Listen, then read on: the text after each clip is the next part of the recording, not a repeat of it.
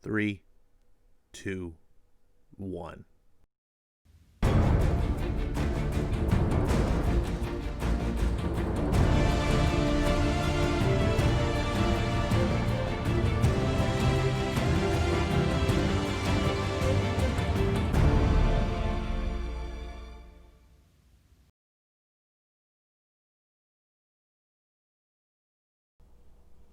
What's going on, everyone? You're watching Ash on Comics, and I'm back with another review. A little bit of sadness regarding this. I just found out that this book, Hawkman, my favorite ongoing comic on the shelf, at least for mainstream for sure, is being canceled. And it's really zapped a lot of the enthusiasm that I was going to have for this review. I read this book yesterday and have been jazzed about it. I really love this book.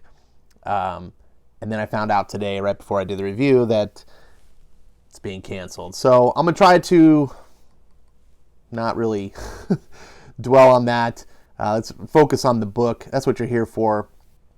Chances are you're one of two types. You either don't read Hawkman, you don't intend to, or you do read Hawkman and you're just curious to hear my thoughts and see how I think about, based on what you think about the book. So if you don't read Hawkman, or if you do and you just haven't read this issue yet, I don't know why you'd be watching this, please go read Hawkman. Get the first two trades. And I say the first two because the first story arc ends on issue 7 and the first trade only ends on 6. So you don't actually get the first story. You need to get to issue 7. 7 is like, it's kind of the crux of the first story, in my opinion. And then issues 8 through 12, which can all be found in the second book, it's one big roller coaster. Get those two. They're not expensive. Or just go get the back issues, because it's not expensive. It's not like these are big chase issues that people, big money books or anything. You might even be able to find them in dollar bins. I have some great covers. I'm telling you, Hawkman is fantastic. Now, Eric Breen, friend of the channel, a lot of you guys probably know who he is.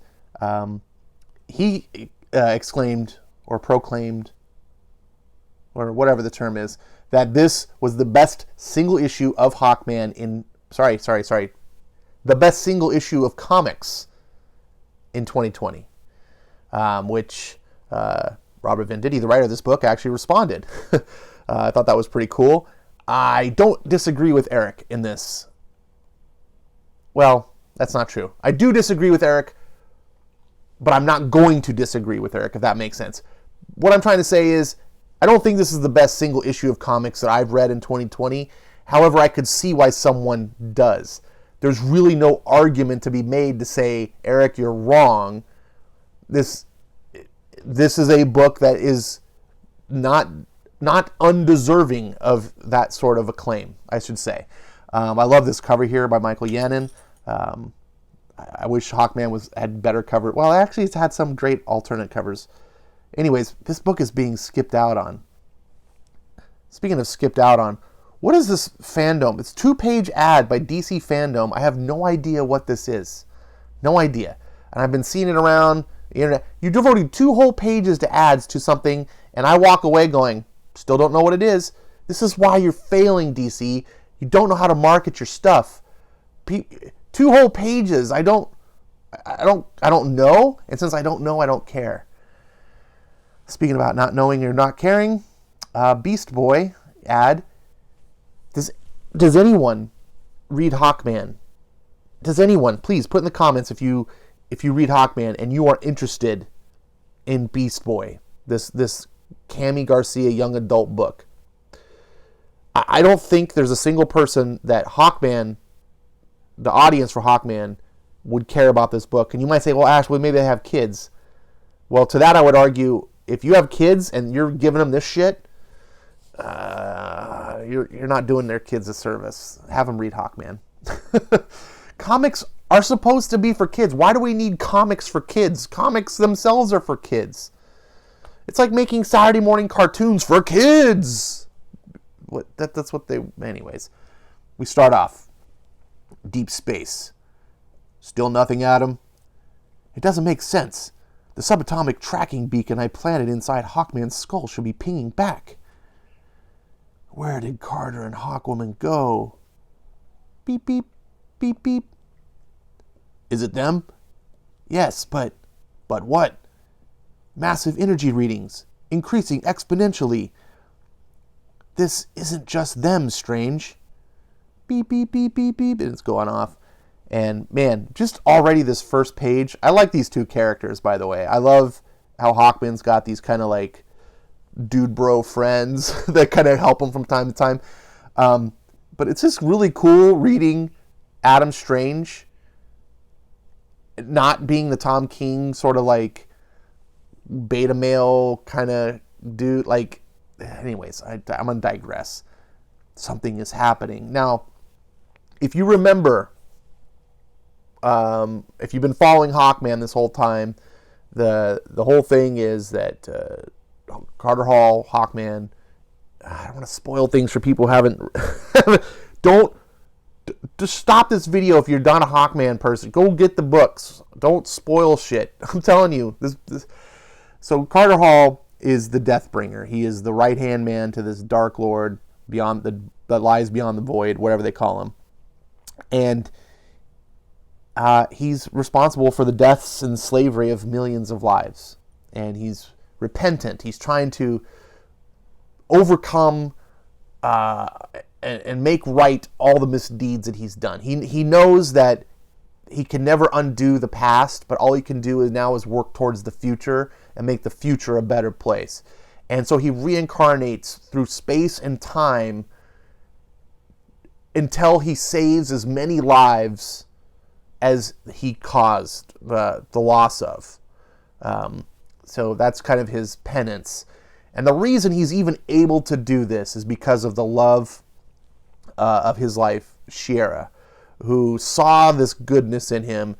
I think maybe one of the reasons I love Hawkman so much is because one of my favorite stories of all time, the original Star Wars, is a story about love, the love of a son and his father, and how the galaxy is saved through the love of Luke Skywalker, who believes in his father, has good in him, and he's willing to sacrifice himself to believe, that hold on to that faith, and when it works, that love brings Anakin Skywalker back from the brink of the void, and he comes back, and together they end the great evil that's been, plaguing the galaxy. That story of love is fantastic, and it has molded my life. It's been a great influence in my life. I love that. Hawkman is a similar type of thing. Hawkman himself is very much an Anakin Skywalker type of character in the sense that he's been this great evil, but instead of dying, he now gets to go on. Shiera is the Luke Skywalker in this. She's not his son, obviously, but she's the love of his life, and she believes in him. And one of the great things that I love about this book, and it's not just this issue, although this issue really highlights it, and it just makes me feel so good, is the sheer heteronormative nature of it. And I hate using that term because it just sounds like so something like progressives would talk about, but it's true. Hawkman Carter Hall is a masculine man. He's got masculine traits, and Venditti does not ashamed to write that Carter Hall is a man. Right? In so many modern comics, it's almost like, oh, look at that toxic masculinity, and we gotta like shrug it off like it's some bad thing. Meanwhile, we gotta make women all masculine because femininity is this bad thing. It's this really weird war on gender. Masculinity is bad on men, but it's good on women. Femininity is bad on women, but it's good on men. And it's created a whole screwed up culture. And in comics, it's infuriating for me to read these books that do this. I can't stand reading stuff like Captain Marvel, where she's as butch and masculine as can be, all while a story preaches against masculinity. It's confounding. And it's insulting to women. It's as if saying that women are bad. Here, Shiera is feminine. She's not running around in a dress. A dress is not feminine. That's a construct of society through femininity that's occurred.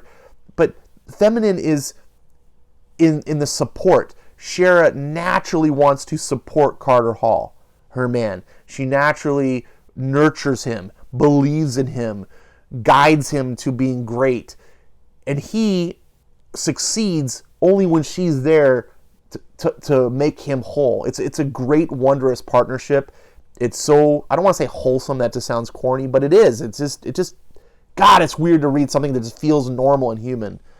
Sorry I had to get that off my chest. So this book is sort of a clinic on classic comic tropes, right? This is a comic that, if you told me this comic came out in 1989, I would believe you. It would fit in that era. It is a classic comic. It does all the normal things that you expect. It's got the big baddie villain, I'm doing, and he's got his, his monologue.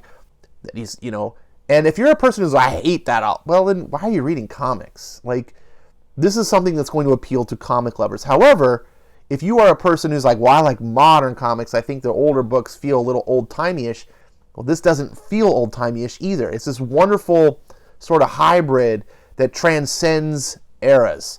And I think if you just like classic comics, and I think the reason why Eric Breen loves this book so much is because he does love classic comics, that he fully embraces all these tropes. And I do too. I love this Lord of the Void character. He's a great big bad villain. He causes despair in the heroes. They believe they're going to stop him, but they find out that they can't. He's just too powerful. He tells them that, look, you have the most life force of any beings in the galaxy, because they've been reincarnating past through space and time. And he's going to use that to escape this void that he's in. He doesn't have enough life force to escape. So that's why he's finally managed to trap these two, and he's going to steal their life force. And one by one, he's taking all the different various lives of their existences. And here we see an example of Shiera just like, fight back, Carter, fight. And the evil Dark Lord is like, yes, fight.